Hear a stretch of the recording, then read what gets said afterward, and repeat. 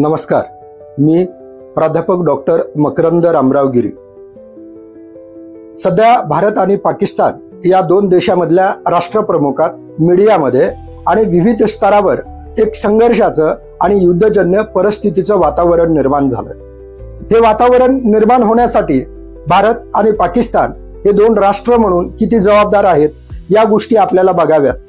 तसेच या गोष्टीसाठी कारण जे ठरलं त्या कारणाचाही मागोवा घ्यावा लागेल। एप्रिल मधली 21 ते 22 तारीख प्रचंड प्रवासी काश्मीरला भेट देत होते। 22 तारखेला अचानक तिथं दहशतवादी हल्ला झाला आणि दहशतवादी हल्ला झाल्यानंतर भारतातून वेगवेगळ्या राज्यातून गेलेले, मग ते कर्नाटक, आसाम, गुजरात, महाराष्ट्र, बंगाल, उत्तर प्रदेश अशा वेगवेगळ्या राज्यातून गेलेल्या पर्यटकांना त्या ठिकाणी जीव गमवावा लागला। तिथल्या स्थानिकांवरचा हल्ला वेगळा आणि भारताच्या कानाकोपऱ्यातून आलेल्या राज्यातल्या पर्यटकांवर केलेला हल्ला वेगळा। भारतातल्या सर्वसामान्य जनतेच्या मनामध्ये एक प्रकारचा दहशतवादाच्या विरोधातला राग उफाळून आला, चीड आली आणि या दहशतवादाला खतपाणी घालणारं पाकिस्तानची गुप्तचर संस्था, पाकिस्तानचं सैन्य आणि पाकिस्तानमधल्या काही वेगवेगळ्या ज्या संघटना आहेत, मग ते जैश ए मोहम्मद असतील, लष्कर ए तोयबा असतील किंवा पाकिस्तानचं अधिकृत ज्याला शासकीय पातळीवर असं म्हटलं जातंय की ह्या सगळ्या गोष्टीला त्यांनी तिथल्या उपराष्ट्र प्रमुखांनी एक विधान केलं की हे स्वातंत्र्य सैनिक आहेत। मग जर समजा हा भारतातला आणि दहशतवादापुरता विषय जर असता तर त्यांनी अशा पद्धतीनं विधान करण्याचं साहस केलं नसतं। म्हणजे आतापर्यंतचा इतिहास असा सांगतो की ज्यांची भाषा, ज्यांची संस्कृती, ज्यांचा भूभाग सगळं एक आहे, फक्त जिनाच्या 2 नेशन थेअरी या गोष्टीमुळं एका अखंड भूभागाच्या, एका सलग भूभागाच्या 2 नेशन थेअरीमुळं धर्माच्या आधारावरती फाळणी झाली। पण मी असं म्हणेल, मी नाही, जगातल्या सगळ्यांनाच मान्य करावं लागेल की भारतामधला मुस्लिम समाज जेवढा सुरक्षित आहे, जेवढा विकसित आहे, जेवढा आधुनिक आहे, तेवढा आधुनिकता पाकिस्तान मधल्या, बलुचिस्तान मधल्या तिथल्या लोकांना पाकिस्तान नावाचं राष्ट्र देऊ शकलंय का? नक्कीच नाही। हे सगळं जर बघितलं तर लक्षात येतं की भारतासारख्या शांतताप्रिय असलेल्या, धर्मनिरपेक्ष असलेल्या देशाला जर तुम्ही एखाद्या गोष्टीनं कळ काढून काही लोकांचे माथे भडकवून असल्या माथे फिरू लोकांना दहशतवादाच्या रूपामध्ये भारतात पाठवून काश्मीर मधलं शांतता, काश्मीर मधलं पर्यटन, काश्मीर मधली अर्थव्यवस्था, काश्मीर मधली शांतता, काश्मीर मधली सुव्यवस्था, कायदा हे जर अडचणीत आणत असाल तर भारत म्हणून भारताच्या सरकारने घेतलेल्या अधिकृत भूमिकेला नक्कीच जगातल्या अनेक राष्ट्रांनी याचं स्वागत केलेलं आहे, समर्थन दिलेलं आहे। आणखी सुद्धा कुणीही विरोध केलेला नाही।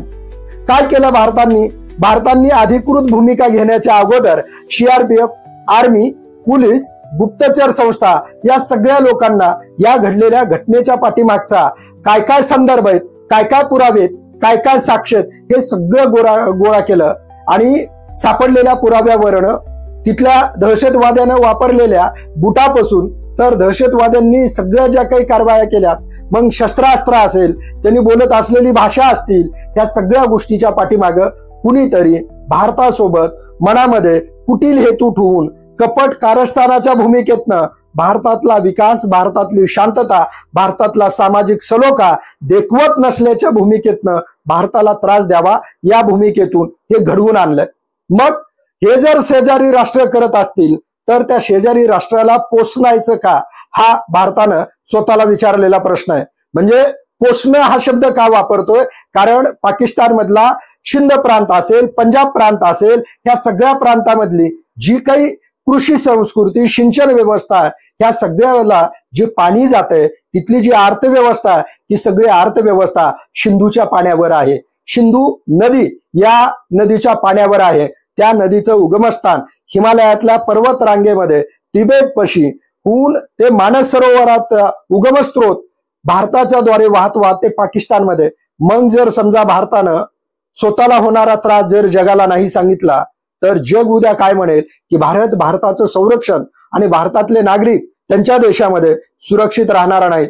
म्हणून भारताने एक भूमिका घेतली आणि ती भूमिका भलेही आज वर्ल्ड बँकेपासून पाकिस्तानपर्यंत, चीनपासून तर युरोपियन राष्ट्रापर्यंत सगळ्यांना वाटलं कसं शक्य आहे, कारण भारत हा देश आहे देशाला स्वातंत्र्य मिळवत असताना या देशाच्या प्रधानमंत्र्यांनी एक विधान केलं होतं की आम्ही कधी काळी नियतीला एक वचन दिलं होतं, आज त्याचं वास्तव स्वरूप येत आहे, म्हणजे आम्हाला स्वातंत्र्य मिळवायचंय.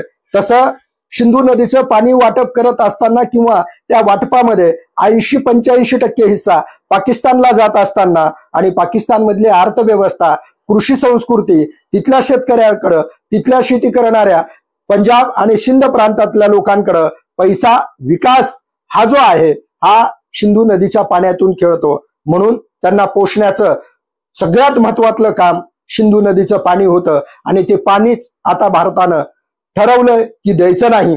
मग ते न देण्यासाठी भलेही त्याच्यावर बंधारे बांधावे लागतील किंवा त्याचं पाणी वळवावं लागेल, हा दूर टप्प्यातला किंवा जबाबदारीचा, निधीचा, नियोजनाचा विषय आहे. परंतु आज एक कणखर भूमिका घेण्याची हिंमत भारतानं दाखवली. सिंधू कराराच्या बद्दल एवढा आदळआपट पाकिस्तान का करतंय? कारण जगामध्ये सर्वात जास्त काळ टिकलेला करार आणि पाळला गेलेला करार म्हणून सिंधू कराराचा जगाच्या इतिहासामध्ये उल्लेख केला जातो. हा करार जो घडून आला, हा करार एक कराची करार या नावानेही ओळखला जातो. त्यावेळेला भारताला आणि पाकिस्तानला, या दोघांना एकमेकांच्या पाण्याच्या संदर्भामध्ये वाद होऊ नयेत आणि त्या वाटपावरनं संघर्ष होऊ नये म्हणून जागतिक बँकेच्या पुढाकारानं, मध्यस्थीनं भारताकडून पंडित जवाहरलाल नेहरू आणि तिकडून आयुब खान यांनी बसून कराचीमध्ये या सगळ्या गोष्टीचं नियोजन केलं गेलं आणि तिथं असं ठरवलं गेलं की दोन्हीकडून परस्पररित्या एकमेकांना आपण सहकार्य करू. म्हणजे आपल्याकडे पिकलं जरी असलं तर त्याचा 80% वापर तिकडं होत आहे, एवढं भारताचं मन मोठं होतं.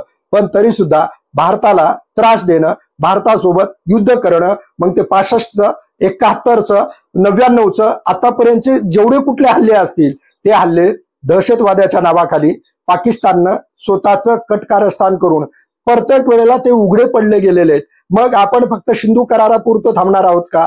भारताने सिंधू करार थांबवला, सिंधू नदीचं पाणी वाटप थांबवलं आणि भारतातून जेवढे काही पाकिस्तानी आलेले होते त्यांना 48 तासामध्ये भारत सोडून जायला सांगितलं.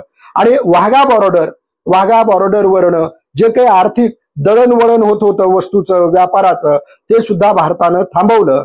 त्याच्यातून भारताने एक दाखवून दिलं की आमच्यासोबत तुम्हाला जर व्यवहार, नातं टिकवायचं असेल तर जबाबदारीने टिकवा, तुम्ही काहीही कराल आणि आम्ही काहीही खपवून घेणार. आता बिलकुल नाही. कारण आतापर्यंत सीमारेषेवर ज्या वेळेला शस्त्रसंधीचा भंग झाला त्या वेळेला ते करण्यामध्ये पाकिस्तानचाच पुढाकार जगाच्या समोर झालेला आहे. मग अशा वेळेला पाकिस्तान काय भूमिका घेणार म्हणून पाकिस्तानकडे बरेच जण बघत होते आणि पाकिस्ताननं जाहीर करून टाकलं की आम्ही शिमला करार आमच्याकडून स्थगित करत आहोत. हा शिमला करार काय आहे? जसं सिंधू करार हा सिंधू नदीच्या पाणी वाटपावर अवलंबून आहे, त्याच्यातून ज्या काही निघणाऱ्या 4-5 नद्या होत्या, मग त्या चिनाब, झेलम, रावी, सतलज ह्या ज्या काही नद्या आहेत त्या नद्याच्या पाणी वाटपावर, म्हणजे तिथे ज्या 5-6 नद्या आहेत सिंधू सहित, त्याच्यातल्या 3 नद्या पूर्व वाहिनी आणि 3 नद्या पश्चिम वाहिनी होत्या. आणि मग त्याच्यातलं सर्वात जास्त उपयोग, त्याचा फायदा कुणाला होत होता? ते पाणी कोण वापरत होतं? तर पाकिस्तान वापरत होता. पाकिस्तानच्या शेतीला, पाकिस्तानच्या उद्योग व्यवसायाला आणि पाकिस्तानच्या अर्थव्यवस्थेला बळकटी त्या गोष्टीने येत होती. म्हणजे थोडक्यात असं म्हणायचं की पाकिस्तानमधले समृद्ध जे प्रांत आहेत, जे राज्य आहेत, त्यामध्ये पंजाब नंबर 1 आणि सिंध नंबर 2 तिथली अर्थव्यवस्था ह्या पाण्यावर अवलंबून होती. मग त्यांनी असं सांगितलं की आता आम्ही शिमला करार बंद करणार आहोत किंवा स्थगित केला आहे. मग तो शिमला करार काय आहे? शिमला करार 1972 मध्ये इंदिरा गांधीमध्ये आणि झुल्फिकार अली भुट्टो या दोघांमध्ये झाला होता. आणि त्या कराराचे कलम, त्या करारातल्या तरतुदी अशा होत्या की भारत आणि पाकिस्तानमध्ये काश्मीर हा जो भूभाग आहे तो भूभाग दोन्ही पक्षीय म्हणजे भारत आणि पाकिस्तान या दोघांकडूनच हाताळला जाणार आहे. तिसऱ्या कुणालाही त्याच्यामध्ये हस्तक्षेप किंवा तिसऱ्याची लुडबुड कुणी करणार नाही, हे उभय दोन्ही राष्ट्रांना सहमत आहे. त्याच्यानंतरची तरतूद अशी होती की आपण एकमेकांसोबत शांततेनं आर्थिक आणि दळणवळणाचे आणि एकमेकांच्या सीमेवर जे कुणी आहेत त्यांचा आदर ठेवणं, आणि तिसरी गोष्ट शांतता, सहकार्य या गोष्टीला प्राधान्य देऊ, युद्धाला नाही. मग एवढं सर्व असताना त्याच्यानंतर अनेक युद्ध घडत गेले. शिमला कराराच्या वेळेला भारताकडं 100% पॉवर होते, भारताच्या बाजूने अनुकूल परिस्थिती होती. पश्चिम आणि पूर्व पाकिस्तान मधल्या परिस्थितीला बांगलादेश तयार होणं किंवा बांगलादेशाच्या निर्मितीमध्ये भारताचं योगदान असून सुद्धा भारताने त्याच्यामध्ये हस्तक्षेप न करण्याची भूमिका घेतली आणि बांगलादेशाचं स्वतंत्र अस्तित्व तयार होऊ दिलं. आता सिंधू नदी पाणी आणि शिमला करार काश्मीर हे दोनच घटक आहेत का आजच्या भारत आणि पाकिस्तानमध्ये युद्धजन्य परिस्थिती निर्माण झाली? नाही. तर ह्याच्या पलीकडे आता बघावं लागेल, कारण नुकताच बांगलादेश 1 वर्ष झालं धगधगत आहे आणि त्या बांगलादेशाचं प्रमुख पद तत्कालीन प्रमुख म्हणून ज्या मोहम्मद युनूस यांना बसवलंय, त्यांना उतार वयामध्ये वस्तुस्थिती लक्षात घेऊन तिथे शांतता सुव्यवस्था प्रस्थापित करण्यापेक्षा आपल्याकडे नसलेली क्षमता वापरण्याच्या नादामध्ये लोकप्रिय होण्याच्या आणि भावनिक राजकारण खेळण्याच्या भूमिकेतून कधी चीनला गोंजार कधी पाकिस्तानला गोंजार अशी भूमिका घेऊन भारताला डोळे दाखवण्याचं जे काम केलेलं आहे, म्हणजे ज्याला खाऊ पिऊ घालायचं, ज्याच्यासाठी आपण एवढी मोठी रिस्क घ्यायची, तो देश तयार झाल्यानंतर आज त्या देशानं सांगायचं की भारताला भारताचे शत्रू त्या शत्रूची हातमिळवणी करणं, नक्कीच यामध्ये मोहम्मद युनूस यांची जरी आज भूमिका समोर येत नसली तरी अभ्यासकांना असं वाटतंय की बांगलादेशातल्या अस्थिर परिस्थितीमध्ये चीन सोबत पाकिस्तान सोबत त्यांचं जे चाललेलं आहे त्या गोष्टीतून भारताला जी डोळे दाखवणं ती एक पैलू यामध्ये आहे. आता राहिला विषय भारत आणि पाकिस्तानमध्ये खरोखरच युद्ध होईल का? आतापर्यंतचे जेवढे युद्ध झालेले आहेत त्या प्रत्येक युद्धामध्ये पाकिस्ताननं कागाळी केलेली, पाकिस्ताननं चूक केली, पाकिस्ताननंच सगळ्या गोष्टीमध्ये कळ काढली, परंतु निकाल हा भारताच्या बाजूने लागला. तरी सुद्धा भारताने आतापर्यंत गैरफायदा घेतला नाही. पाकिस्तान सोबत चुकीचं काहीही केलं नाही. पाकिस्तान सोबत फक्त एवढे 2च करार आहेत का भारताचे? शिमला करार आणि सिंधू पाणी वाटप करार नाही.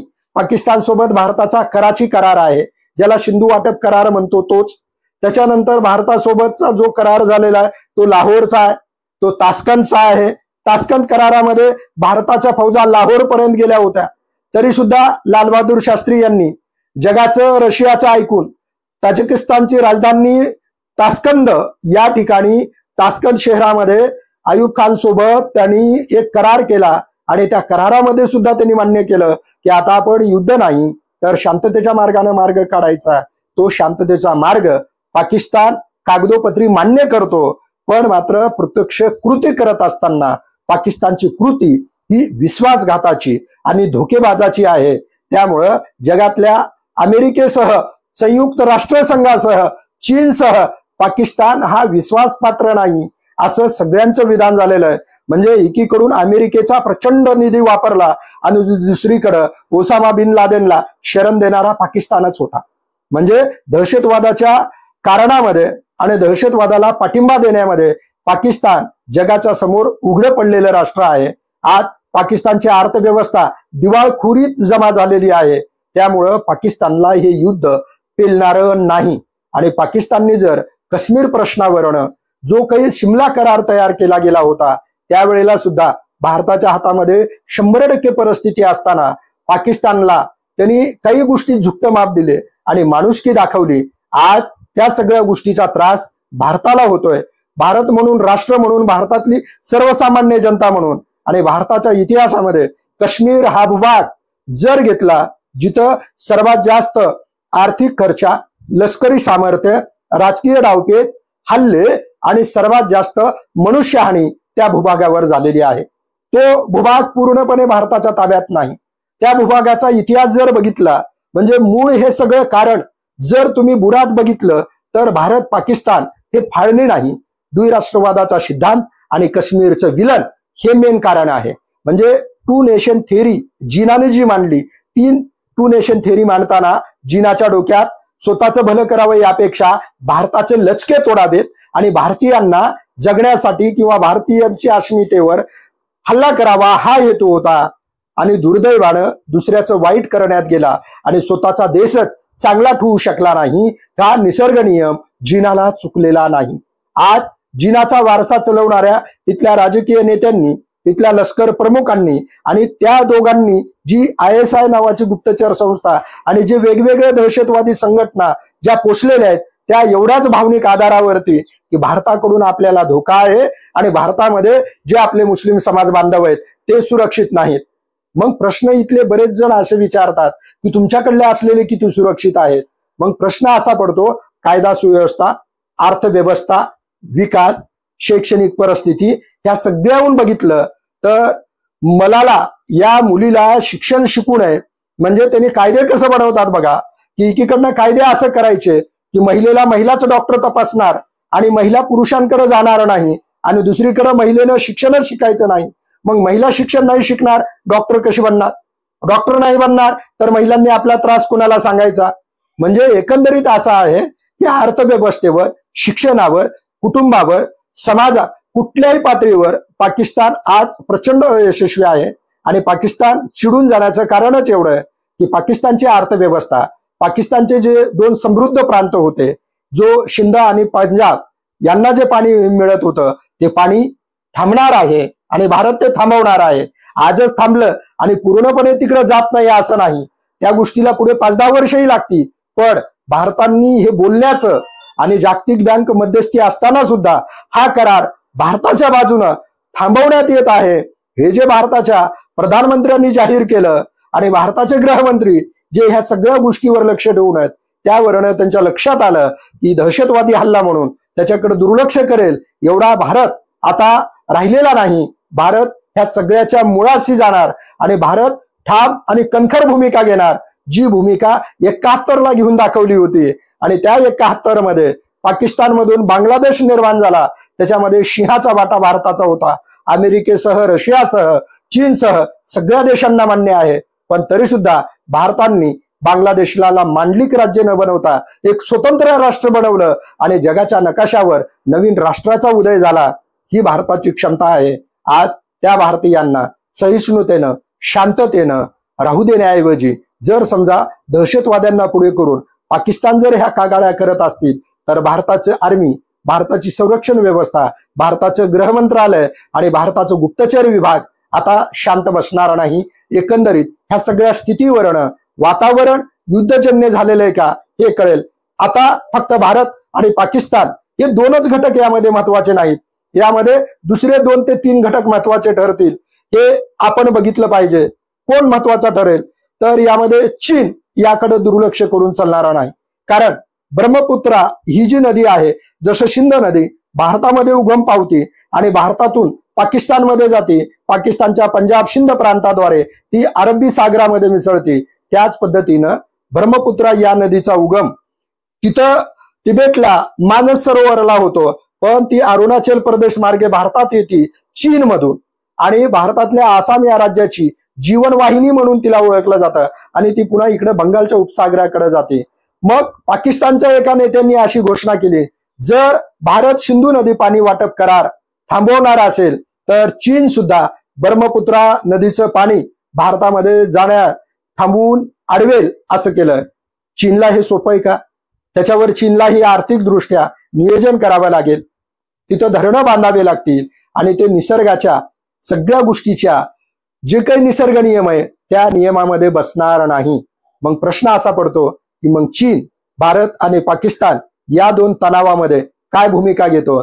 जर समजा चीननं त्याची राजकीय खिळी केली तर चीन आर्थिक दृष्ट्या सर्वात जास्त बाजारपेठेला भारतामध्ये त्याला उत्पन्न आहे आणि तिकडून ट्रम्प यांनी लावलेले जे काही टेरिफ आहेत त्या गोष्टीनं चीन अगोदरच जबाबदारीनं आणि विचारानं वागला तर चीनला भारतासारखा मोठी बाजारपेठ असलेली आणि विकसित होणारं राष्ट्र हे विरोधामध्ये जाणं चीनला परवडणार नाही. आता राहिला विषय अमेरिकेचा. अमेरिका काय करणार तर सध्याच्या त्याच्या वर्तनावरनं, निर्णयावरनं लक्षात येते की अमेरिका यामध्ये पाकिस्तानच्या बाजूनं पूर्णपणे झुकणार नाही. कारण पहिल्यांदा अमेरिकेच्या नेतृत्वांनी काश्मीर हा विषय शीतयुद्धाचा बनवलेला होता. मी शीतयुद्धाचा का म्हणतोय?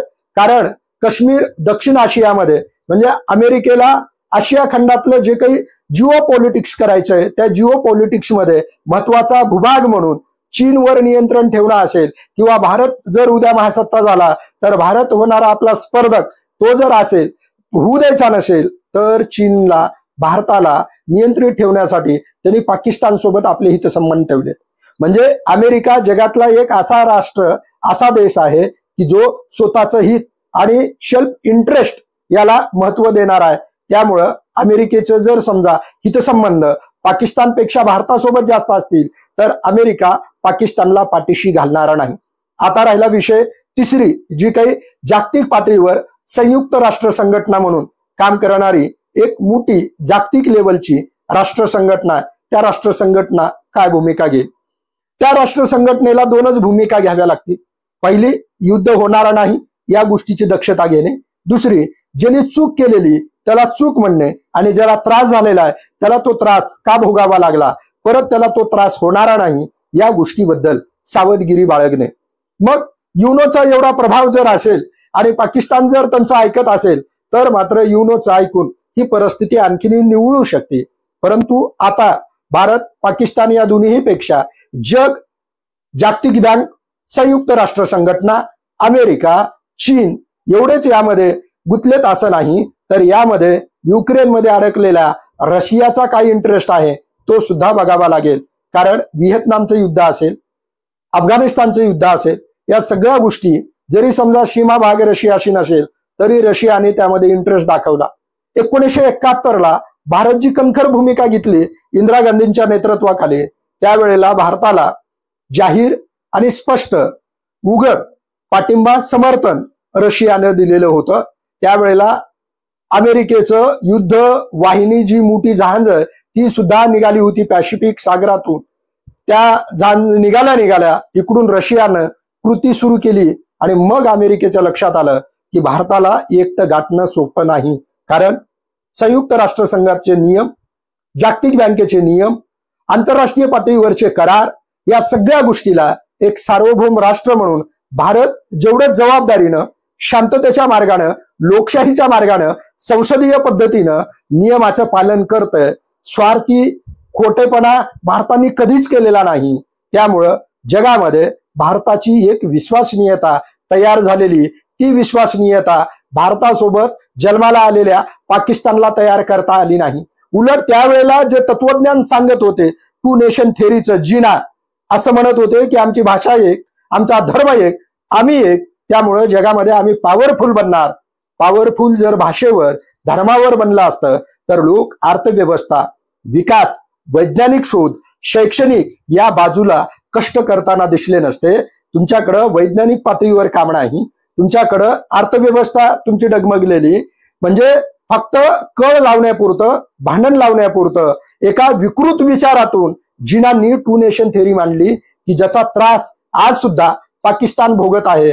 आणि उद्या जर पाकिस्तानला शांततेनं राहायचं असेल तर पाकिस्तानने भावनिक करून धर्माच्या नावावर, दहशतवादाच्या नावावर इथल्या लोकांना किंवा त्यांच्यासोबत जे काही पाकव्याप्त काश्मीरमध्ये जी काही लोक आहेत त्या लोकांच्या आयुष्यासोबत, त्यांच्या कवळ्या लेकरांच्या भविष्यासोबत खेळण्याऐवजी कायद्यानं सनदशीर मार्गानं राहणं. उद्या जर समजा जसं सिंधू नदी वाटपाचा करार भारताने एकतर्फी थांबवलाय, तसं जर उद्या भारत म्हणालं की आम्ही नदीचं पाणी सोडू पण पाकव्याप्त काश्मीरमधून पाकिस्ताननी स्वतःचं सैन्य पाठीमागे घ्यावं, ही आट मान्य असेल तर आम्हाला ती आट मान्य, त्यावेळेला पाकिस्तान काय भूमिका घेईल? कारण आता तो भारत नाही जो फक्त लढाया जिंकतो आणि तहात हारतो. आता हा भारत आहे जो भारत युद्धही जिंकतो आणि तहातल्या वाटाघाटीमध्ये सुद्धा तो तेवढ्याच जबाबदारीनं स्वतःचं नुकसान होऊ देत नाही.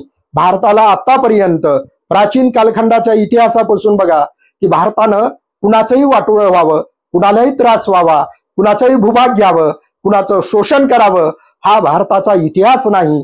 भारताचा इतिहास हा वसुधैव कुटुंबकमचा आहे. भारत जगाला शांतता सांगतो, भारत जगाला सहिष्णुता सांगतो. म्हणूनच भारतीय राज्यघटना धर्मनिरपेक्षतेच्या तत्वाचा अवलंबन करते. आणि त्या भारताला जर आज असं कुंडीत पकडतील तर भारत नक्कीच मोठा खेळ खेळणार आहे. आणि हा खेळ असा आहे की पाकव्याप्त काश्मीरमधून पाकिस्तानी सैन्य, पाकिस्तानी घुसखोर, तिथले दहशतवादी जे अड्डे आहेत ते अड्डे आता समोर नष्ट करायचंय दाखवण्यासाठी सिंधू नदी पाणी वाटप करार असेल. पण खरा विषय पाकव्याप्त काश्मीर परत काश्मीरला जोडून घेण्याचा असेल. कारण मुळामध्ये दुखणंच ते आहे. आपण मलमपट्ट्या भरपूर करायलोत, आता शस्त्रक्रिया करण्याची वेळ आलेली. कदाचित उद्याच्या भविष्यामध्ये काय परिस्थिती निर्माण होती आणि कोण काय भूमिका घेतं या सगळ्या गोष्टीवर या अवलंबून असणाऱ्या घडामोडी आहेत. परंतु भारताने भूमिका घेताना कणखरपणा दाखवला आणि तसंच उत्तर देण्यासाठी पाकिस्तान सुद्धा म्हणाला की आता आम्ही शिमला करार मान्य करत नाही. मग शिमला करार मान्य करत नाही ह्याचा अर्थ त्यांनी या दहशतवादी हल्ल्यापेक्षा, पाणी वाटप करारापेक्षा त्यांनी काश्मीरचा विषय समोर आणलाय. आणि पाकिस्तानला आज नाही तर त्याच्या उदयापासून एक सवय, जगाची सहानुभूती घ्या, रडा पडा आणि आपल्याला काही मिळतंय का हे बघा. या पद्धतीचं राजकारण पाकिस्तानमध्ये खेळलं गेलंय. म्हणून त्यांना भावनेचा, धर्माचा, दहशतवादाचा आधार घ्यावा लागतो. ज्या दिवशी पाकिस्तान नियमानं, शिक्षणानं, कायद्यानं आणि विकासाच्या मार्गाने चलेल त्या दिवशी खऱ्या अर्थानं पाकिस्तान स्थिर राष्ट्र, शांत राष्ट्र असेल आणि आशिया खंडातलं एक चांगलं राष्ट्र असेल. परंतु भारतासोबत राहणं, भारताकडूनच सगळे घेणं आणि भारतासोबतच भांडण करणं ही नीतिमत्ता आता पाकिस्तानची भारत चलू देणार नाही. आणि उद्या जर समजा असं कुठं काही त्रास होऊ नये आणि भारताच्या अंतर्गत कायदा सुव्यवस्थेला त्रास होणारा नसेल तर आता ही जी भूमिका घेतलेली भारतानं त्या भूमिकेवर ठाम राहिलं पाहिजे. कारण मोहम्मद युनूसचं एक वाक्य सांगतो आणि माझ्या शेवटाकडे जातो. मोहम्मद युनूस असं म्हणाले होते चीन सोबत आणि पाकिस्तान सोबत गळा भेट करताना की ईशान्य भारतातले जेवढे राज्य आहेत त्या राज्याकडे चीननं लक्ष घातलं पाहिजे. याचा अर्थ भारताची विकास, भारताची शांतता बांगलादेशाच्या युनूसच्या डोळ्यामध्ये आग आहे आणि युनूस त्यांच्या बोलण्यातून ती बाहेर पाडत आहे. ते बोलताना असं म्हणाले की तिकडल्या भागाला डायरेक्ट समुद्राशी भारताला संपर्क करता येत नाही. मोहम्मद युनूस, तुम्ही नोबेल घेतलात, तुम्ही विद्वान आहात, विद्वत्तेसारखं बोला. भावनेच्या भरामध्ये जाऊन गल्ली बोळातल्या एखाद्या टुकार राजकीय नेत्याच्या भाषणासारखे तुम्ही जर जागतिक पातळीवर बाहेरच्या देशातल्या नेत्यांसोबत बोलताना असं विधान करत असाल तर तुम्हाला विद्वान म्हणून तुमच्या ग्रंथाचा, तुमचा अभ्यास करणाऱ्या अमेरिकेमध्ये, युरोपमध्ये, आशिया खंडामधल्या विद्यार्थ्यांना प्रश्न पडेल की तुमची पुस्तकं वाचावेत का, तुमचा अभ्यास करावा का. कारण ज्या वेळेला तुमचा उदय झाला, तुमचा जन्म झाला, बांगलादेश नावाचा देश जगाच्या नकाशावर तयार झाला, त्यावेळेला भारताला काहीच अवघड नव्हतं.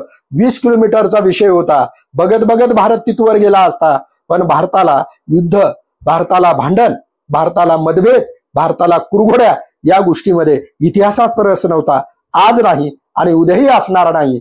पण तुमच्या या चाड्या लावण्यानं बाकीच्या आशिया खंडातलं वातावरण जर युद्धजन्य बनणार असेल तर तुम्ही परत एकदा विचार करावं की आपल्या बोलण्यानं वातावरण, देश विस्फोटक बनण्याऐवजी त्यांना जवळ कसा आणता येईल हे बघा.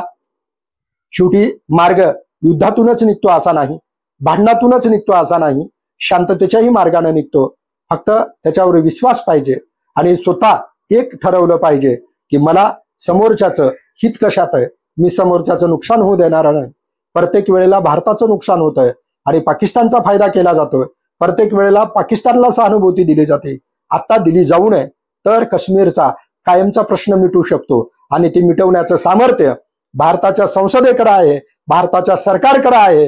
कारण भारतामध्ये अंतर्गत राजकीय स्थिरता आहे, राजकीय सगळ्या पातळींवर एकच सरकार आहे, त्याच विचाराचा आहे. त्याच्यामुळं तुम्ही जेवढे निर्णय घेचाल ते ठाम घ्या, दूरदृष्टीनं घ्या. पण उद्या भारतातल्या सर्वसामान्य नागरिकाला, इथल्या लहान लहान लेकरांना, इथल्या महिलांना उद्या स्वतःच्या कपाळाचं कुंकू आणि आपला बाप गमवण्याची वेळ येणार नाही. एवढी मात्र भारतानेही दक्षता घ्यावं. कारण भारत सुरुवातीपासून जबाबदारीनं वागत आलेला आहे.